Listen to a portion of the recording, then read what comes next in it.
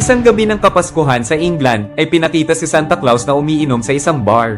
Naroon rin ang isa pang matanda na gumaganap bilang Santa Claus sa party ng mga bata.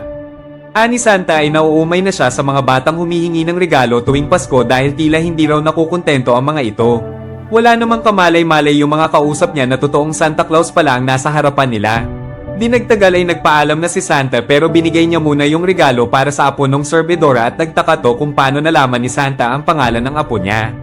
Umakyat si Santa sa itaas kaya sinundan siya nung serbedora at doon ay nagulat ito sa nakita. Lumilipad si Santa at nakasakay sa mga reindeer.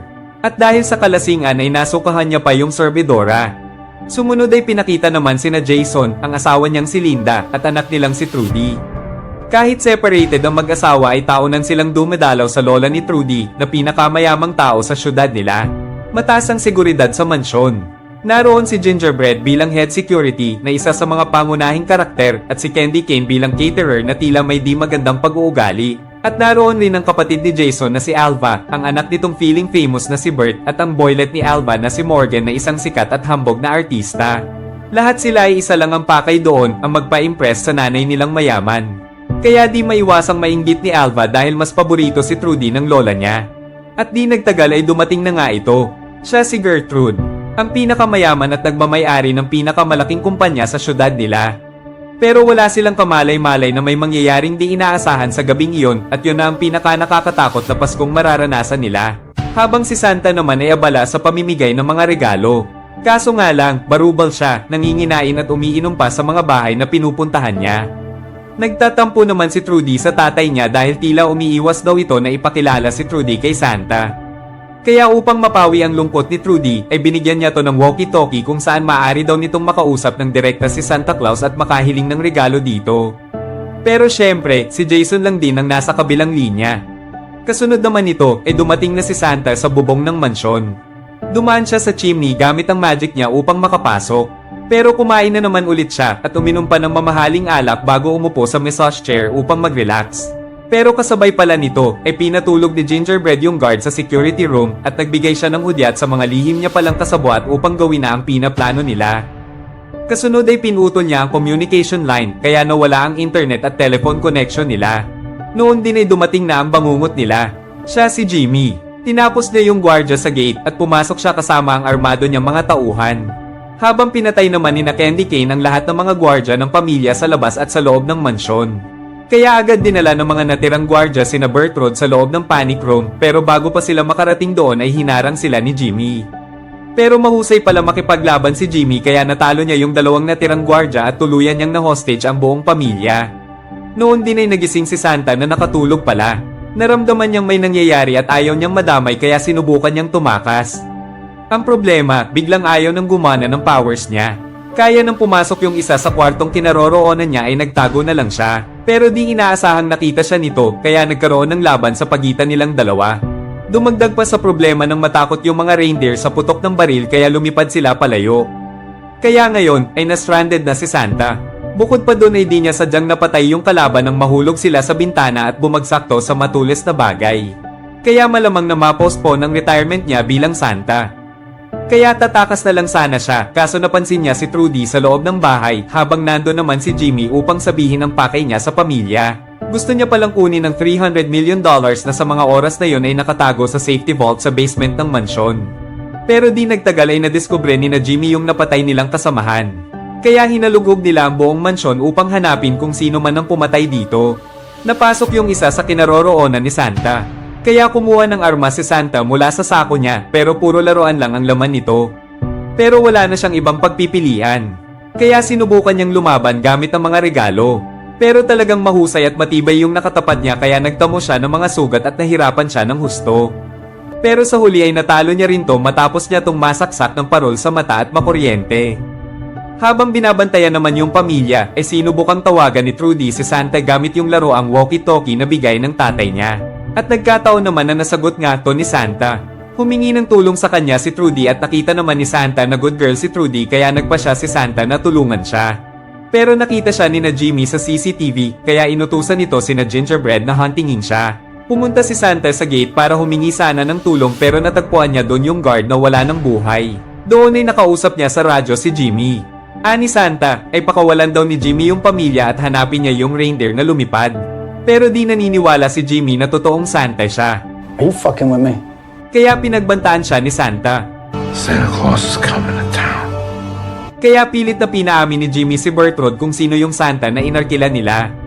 Pero di naman talaga nila kilala si Santa kaya wala talagang maamin si Bertrand. Pero di naniniwala si Jimmy kaya nagpa siya siyang torturein isa-isa ang bawat miyembro ng pamilya hanggang sa umamin sila. Pero dahil masama ang ugali ni Alva ay si Jason ang tinuro niyang unahin dahil ito daw ang paboritong anak ni Bertrand. Kaya binali nila ang daliri ni Jason.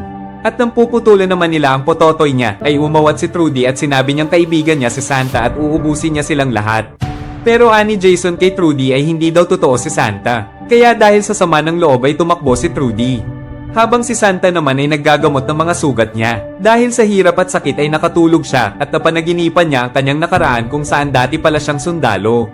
Isang marahas, matapang at masamang sundalo at talagang mahusay siya sa paggamit ng maso. Nagising na lang siya nang tumawag si Trudy. Inulat ni Trudy ang kalagayan ng pamilya at kung ilan yung mga tao na nagbabantay sa kanila. Banilinan siya ni Santa na magtago muna at nangako si Santa na ililigtas niya sila kaya muling nagkaroon ng pag-asa si Trudy. Tapos ay umisip sila ng plano kung paano matatalo yung mga kalaban. Pero nang pupuntahan niya na si Trudy sa tinataguan nito ay di niya sadyang nabunggo yung laruan na tumutunog kaya nakita siya ni Candy Cane at hinabol siya nito. Pumasok siya sa kwarto pero dumating doon si Jimmy at pinasabog nila yung pinto kaya nahuli nila si Santa. Tinali nila si Santa sa upuan. Pero di nila alam na nandun pala sila sa tapat ng tinataguan ni Trudy at nakikita sila nito.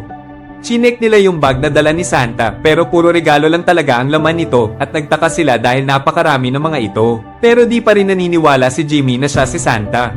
Kahit pa sinabi na ni Santa ang totoong pangalan ni Jimmy pati kung ano ang mga hiniling na regalo ni na Candy Cane at Gingerbread nung bata pa sila ay di pa rin naniniwala si Jimmy at sinunog niya pa yung sako bag ni Santa. Tapos nito ay nagdesisyon siyang tapusin na si Santa. Pero nang kakalabitin niya na yung gatilyo ay biglang umulan ng snow sa loob ng kwarto. Inisip nilang magic to ni Santa pero natuklasan ni Jimmy na styrofoam lang pala to na nilalagay ni Trudy sa ventilation system. Kasabay nito ay gumana na yung magic ni Santa at tagumpay siyang nakatakas patungo sa bubong. Noon din ay dumating yung private army ng pamilya. Dahil dito ay nabuhayan ng loob sina Bertrand kaya naglakas loob tumakbo sa labas si Morgan. Pagdating niya sa labas ay nagpakilala siya sa private army pero walang alinlangan siyang binaril ng mga ito at nakita rin ni Santa ang buong pangyayari. At lumalabas na kasabwat din pala ni Jimmy yung private army ng pamilya. Nakita rin ng mga ito si Santa sa bubong kaya binaril siya ng mga ito. Matapos ay pumunta na sila sa basement para buksan yung safety vault na naglalaman ng 300 million. Pero nang mabuksan ay wala itong laman. Kaya naisip ni Jimmy na may miyembro ng pamilya na lihim na nagtago dito. Kaya agad niyang pinuntahan yung pamilya. Nagulat naman si Bertrand dahil tinraidor siya ng matagal na nilang pinagkakatiwala ang family private army. Nagwala si Jimmy sa harap nila at pinilit niya silang umamin kung sino ang nagtago doon sa pera at nagbanta siyang papatayin sila isa-isa kung walang aamin sa kanila. Una niyang napiling patayin si Linda. Kaya wala nang nagawa si Jason kung hindi umamin. Siya pala talaga ang nagtago doon sa pera dahil balak niya tong nakawin upang magkaroon ng puhunan para muling buuin ang pamilya nila ni Linda. Kaya ngayon, siya naman ang binalingan ni Jimmy. Si Santa naman ay pumasok sa isang bodega upang magpahinga muna sandali. Pakiramdam niya ay di niya na kayang iligtas si Trudy pero pilit pa rin itong pinapalakas ang loob niya. Habang hawak niya yung singsing niya ay bigla tong nahulog. At nang sinundan niya to ay natagpuan niya ang isang maso. Ito ang paborito niyang armas. Kaya nang pumasok yung mga army sa kinaroroonan niya ay nagawa niyang lumaban sa mga ito gamit ang paborito niyang armas. Preparado at sapat ang kagamitan ng mga ito pero wala silang panama sa husay at lakas ni Santa. Kaya sa huli ay natalo at naubos sila ni Santa. Kahit yung isang natira sa labas ay hindi rin niya pinatawad. Natagpuan naman ni na Gingerbread si Trudy at nakita nila ang mga obvious niyang trap. Pero nahulog pa rin si Gingerbread dito. Nakakyat naman si Candy Cane sa itaas pero may mga naghihintay na trap pa rin doon. Na naging dahilan kaya natuluyan na si Gingerbread. Talagang nabugbog ng husto si Candy Cane. Pero dahil sa kagustuhang makaganti ay pilit niyang hinuhuli si Trudy. At nang malapit niya nang mahuli si Trudy ay dumating doon si Santa at tinapos niya ng tuluyan si Candy Cane. Sinamahan naman nila si Jason sa labas upang ituro kung saan niya tinago yung pera. At nang nakita na ni Jimmy yung pera ay inutos niyang patayin na yung buong pamilya. Buti na lang nung papatayin na sila ay nakaisip ng paraan sina Bert. Nagpanggap silang nag-aaway-away hanggang sa nakakuha sila ng tiyempo na patumbahin yung lalaki tapos ay ginulpi nila to. Dumating na rin doon sina Santa at Trudis. Matapos ay lumabas sila para saklolohan sina Jason. Pinaputukan sila ng baril ni Linda kaya nagulat sila at nakipagbarilan. Tumulong din si Santa kina Linda habang sinamantala namang makatakas ni na Jimmy. Pero sinundan pa rin sila ni Santa gamit lamang ang skateboard hanggang sa inabutan niya sila at naagaw niya yung snowmobile nung isa. Akala naman ni na Jason ay tapos na ang lahat. Pero meron pa palang natirang isa. Pinagtulungan nila to pero nahirapan sila. Pero sa huli ay natalo na rin nila to. Tapos ay nagkabalikan na silang dalawa na lubos namang ikinatuwa ni Trudy. Si Santa naman ay patuloy pa rin sa paghabol. Yung leader naman ng private army ay natumba ng tumama sa sanga ng puno. Tapos ay humarang si Jimmy sa daan na tila hinahamon niya si Santa. Kaya agad sumugod si Santa pero isa lang pala tong patibong kaya tumalsik siya.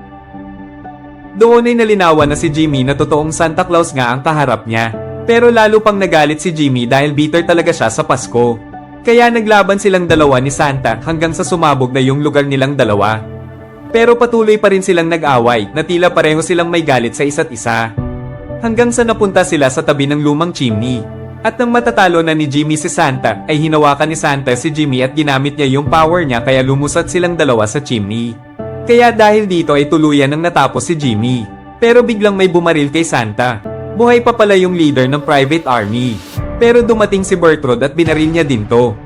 Dumating na rin doon sina Trudy. Pero masama ang tama ni Santa kaya di nagtagal ay binawian na rin siya ng buhay.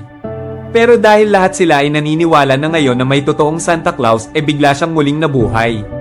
Nagkasundo na ang buo nilang pamilya at bumalik na rin yung mga reindeer. Kaya ngayon ay matutuloy na ni Santa ang pamimigay niya ng regalo sa mga bata. Huwag mo kalimutan mag-like and subscribe kung nagustuhan mo ang recap na ito at turn on mo na rin ang notification bell para updated ka sa iba pa nating movie recap. Maraming salamat po sa panonood.